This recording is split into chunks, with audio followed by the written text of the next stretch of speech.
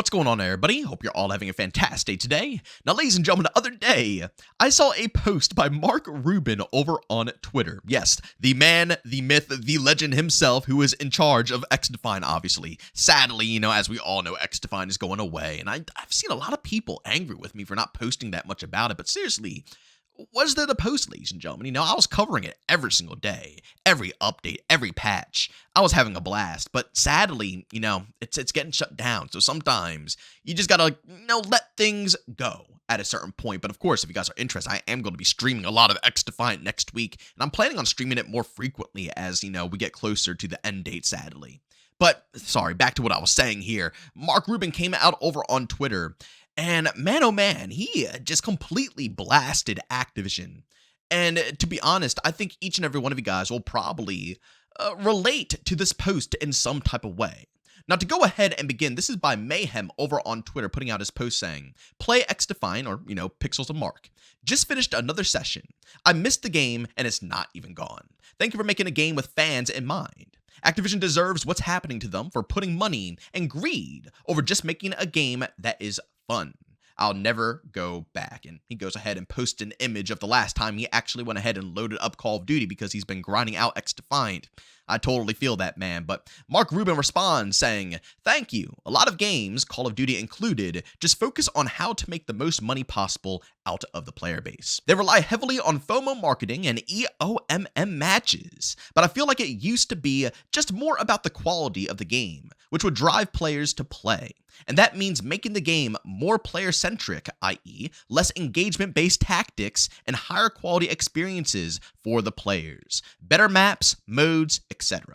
In other words, your game should have a high player count because it's good and people want to play it rather than people playing it because the game has a $250 million marketing budget." Everything I just said is very simplified, as it would take too long to really go into it. One last simple analogy. Be more like Larian, less like Activision. And he also put out a couple more posts saying, "And just want to add that there are some great people at Activision and their studios. I just think they evolved into something they weren't and haven't been able to escape." And again, he could not have worded this post in a better way. And this relates, I think this is going to absolutely hit home for any OG Call of Duty fan who has been slowly watching how Activision has been, pretty much managing these games. Just like he said, there are fantastic people still at these development teams and at Activision. Saying the things that we do over here, and including what Mark Rubin just put out there, is not directing at the people. Maybe some of them, because I do feel like a lot of people don't really care about Call of Duty who make Call of Duty nowadays, if I'm going to be completely honest with you.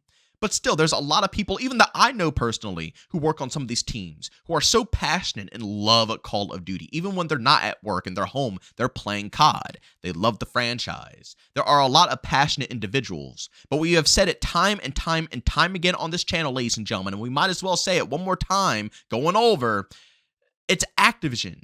Activision is one of the biggest culprits for why Call of Duty is in the roughest state it has ever been in. Look back to even Modern Warfare 3 2023 to what everybody is claiming is amazing now. I was covering that game from beginning to end, and I made it very clear that I'm going to try to critique Modern Warfare 3 without matchmaking really getting in the way or anything that Activision is doing. And since day one for Modern Warfare 3, I was just preaching that it's a really solid game. Sledgehammer cares. They give a crap about the multiplayer, and they want to see it thrive, and they want to see the multiplayer fans thrive. But sadly, throughout the whole lifespan of that game, guess what? It was crapped on. People swore on their mother's graves that this game was DLC and not worth it. And, it's horrifying. And the matchmaking makes it impossible to play. It's the sweatiest game known to mankind. And then a year later, when all of the practices that Activision has, put over these titles, now people are considering it the best out of the new generation of Call of Duty. You see what I'm saying here, guys? It goes past a lot of the developers or even some of the people who are just simply working at Activision. It goes to the top and how they manage Call of Duty as a franchise. And as I stated before, Mark Rubin is absolutely preaching here. I know people are going to come at this video and say, well, XDefiant is dying. How could he say any of this stuff when he's literally the head of a dead game? And it just makes me so sad to see when people are stating this, because XDefiant just never even got a chance to get out the gates. It was rushed by Ubisoft. Once again, corporate greed, straight out the door before it was even ready to ship. They had no marketing budget. I never saw an advertisement at all for this game besides the initial introduction of the developers going over what XDefiant is. Never marketed this game. So it was all down to the hardcore audience and I guess, content creators and other people to spread the word about this title. My friends never even knew about XDefiant until I mentioned it to them, and they loved it. But they had no clue what this game even was until I came out and told them about it. This game has been hit with so much bad luck. It's very unfortunate, the situation that they're going into.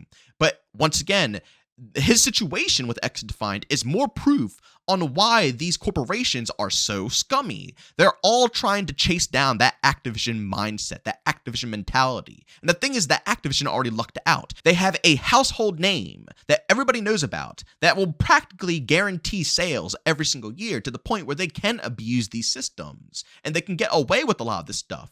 And these other companies are trying to replicate it. They're trying to drop games that can just, pop off right away. And they want to copy these models, so on and so forth. Even down to XDefiant, they weren't trying to copy the models, but they wouldn't even give the game any time. You know what I'm saying? They saw the instant, popularity and the love from the player base when people figured out about XDefiant. And they said, instead of waiting until the devs were ready to ship, we're going to ship it right now and just get it out the door, satisfy people. And guess what? It was the bad move, right? It was definitely not the smart way to take things.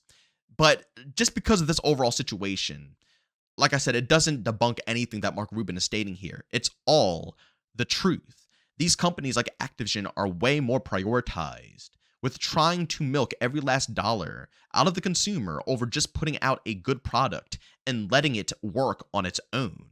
Isn't that what Call of Duty was back in the day? Isn't that what, got over half of us obsessed with the franchise? The fact that we could just simply play it, even the beginning games that barely had anything to do, like COD 4 and World at War, for the love of God, ladies and gentlemen, World at War didn't even have a camo grind. People played COD because COD was fun. And don't get me wrong, it still has those moments. Like I said, Modern Warfare 3 2023 is now praised and is said to be a fantastic Call of Duty game. So yes, Call of Duty modern day still has its moments. It could be fun. But when they're in their prime, and Activision is trying to push forward the scummiest of practices onto their audience, that's where we start to run into the biggest problems. And another thing I would like to mention is the fact that he is talking about EOMM.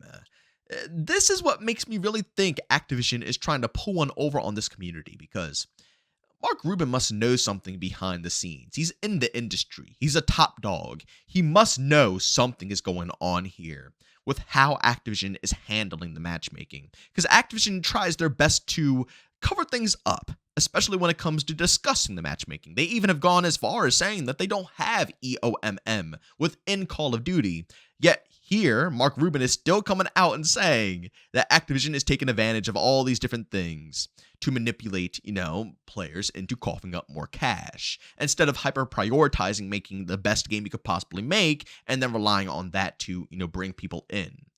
It just makes me think, I know Activision keeps confirming that it's not true, but I think a lot of people out there would not be shocked whatsoever if it ever came out that they are using some type of system to manipulate a lot of different players. But the point being made, ladies and gentlemen, I just wanted to share this with you all because I thought it was very important, and Mark Rubin is preaching. Call of Duty needs to get back on track when it comes to caring about the community. I still guarantee, I stand on these words. I know people are going to say that I'm stupid for thinking so, but XDefiant would have been a pretty good game, man, if it had the time to cook. They listened to us, they involved the community, and they cared about the game. The game came first over anything else. There's a reason why all the microtransactions, nobody wanted to cough up cash. It's the first game I've ever played where I didn't want to put $1 into it for multiple different seasons. They didn't care. They wanted to make sure the game was polished, playable, and good for the consumers first. And that needs to be a priority within the gaming world. Honestly, I just hope Mark Rubin can get a few more goats on board and maybe they can put together something on their own time. We already see Splitgate 2 picking up some, OG Call of Duty guys who've been working on those games in the franchise. Why can't Mark Rubin get a team together as well to put something out? Once again, as some competition. It sucks because I know it's the hardest thing to compete against Call of Duty. I mean, it's rough, and not many people want to step to them. But man, oh man, the difference it would make for everyone out there would be wild. I think that's why so many people are hopping on board Battlefield right now. For those who don't know, it's been the hardest thing in the world to get Call of Duty fans to transfer over to Battlefield. I've been trying to do it for ages. I've been always trying to get COD heads to give Battlefield a little bit of love. But for the first time, it seems like everybody just wants to try out the new Battlefield game, even the most hardcore of Call of Duty heads. And I think it's because they know that the matchmaking is more lenient at this point. It's one of the last standing arcade style games that you can go into that doesn't have thick matchmaking. It's crazy to think about. Every game has it nowadays. Every game is trying to chase that trend. But Mark Rubin nailed it, and I hope a lot of people notice this as well. But ladies and gentlemen, as always, if you enjoyed today's video, leave a like. If you hate it, leave a dislike. Don't forget to subscribe and hit that bell. I post daily here at 8 Eastern Time. And of course, if you guys are interested in any of my live streams, I stream Monday through Saturday over on Twitch, starting between 12 to 1 p.m. Eastern Time. Of course, if you guys are interested, I'll link that channel down in the description of this video. But as always, thank you for tuning in, and I'll see you on the next one. Peace out.